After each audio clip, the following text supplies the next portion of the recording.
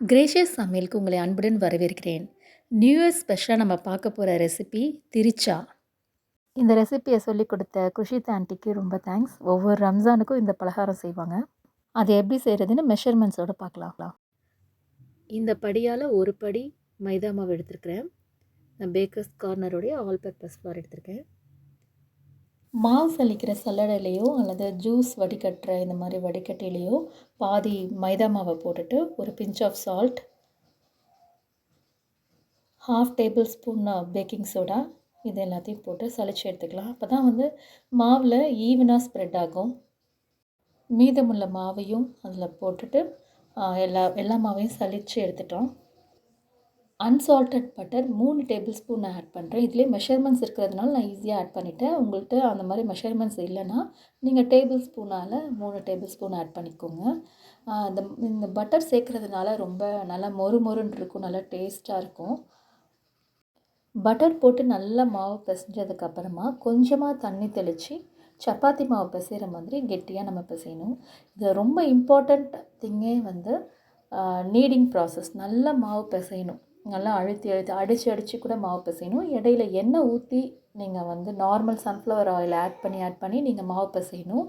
3 hours இதை ஊற வைக்கணும். இந்த மாவு எப்படி நம்ம பரோட்டாலாம் நம்ம 3 ஹவர்ஸ் 4 ஹவர்ஸ் ஊற வைப்போம்ல, இடையில நீட் பண்ணி கொஞ்சம் ஆயில் ஆட் பண்ணிகிட்டே இருக்கணும். ஒரு 5 டைம்ஸாவது நீட் பண்ணிவிட்டு ஆயில் ஆட் பண்ணணும். இந்த மாதிரி நல்லா கிரானைட் கல்லாக இருந்துச்சுன்னா நம்ம நீட் பண்ணுறதுக்கு நல்ல வசதியாக இருக்கும்.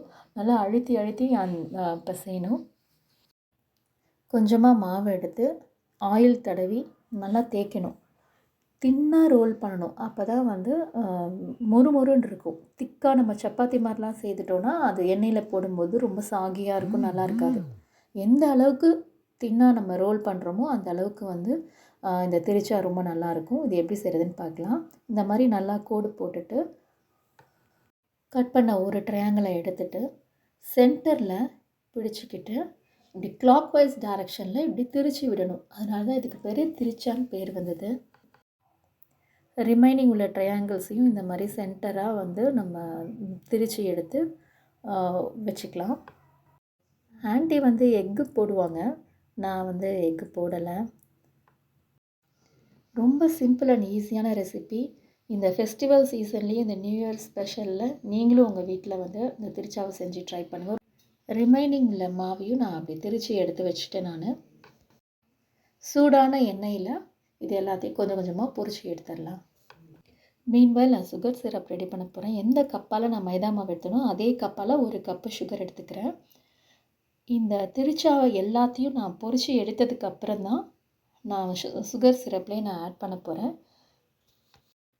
திரிச்சா நான் பொரிச்சு எடுத்ததுக்கப்புறம் தான் நான் சுகர் சிரப்பே ரெடி பண்ண போகிறேன்.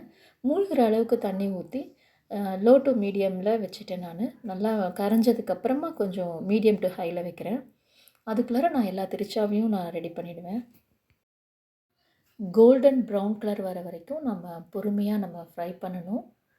மீதமுள்ள திரிச்சாவையும் இந்த மாதிரி பொறுமையாக நல்லா ஃப்ரை பண்ணி எடுத்துக்கலாம். சுகர் சிரப் ரெடி ஆகிடுச்சு. ஒரு கம்பி பதம் தான் அதனுடைய அளவு. அது தெரியலை அப்படின்னா உங்களுக்கு இந்த மாதிரி ஓரத்தில் இந்த கிறிஸ்டல் ஆகுது பார்த்திங்களா, அந்த பதத்தில் நீங்கள் ஸ்டவ் ஆஃப் பண்ணிவிடுங்க. அதுதான் கம்பி பதம், ஒரு கம்பி பதம். ஏலக்காய் ஆப்ஷனல் தான், பட் நான் 2 ஏலக்காவை நுணுக்கி அந்த சுகர் சிரப் மேலே ஆட் பண்ணியிருக்கேன். இப்போ ஏலக்காவையும் சுகர் சிரப்பையும் நம்ம நல்லா மிக்ஸ் பண்ணிவிட்டு பொரிச்சு வச்ச திரிச்சா கொஞ்சம் ஆறணும். இல்லைன்னா கடைசியாக பொரிச்சது கொஞ்சம் ஈவன் தான் மொறுன்னு இருந்தாலும் கொஞ்சம் சாகியாக இருக்கும். ஸோ அதனால் ஃபஸ்ட்டு பொரிச்சதை அடியில் போட்டுட்டு நல்லா மிக்ஸ் பண்ணணும்.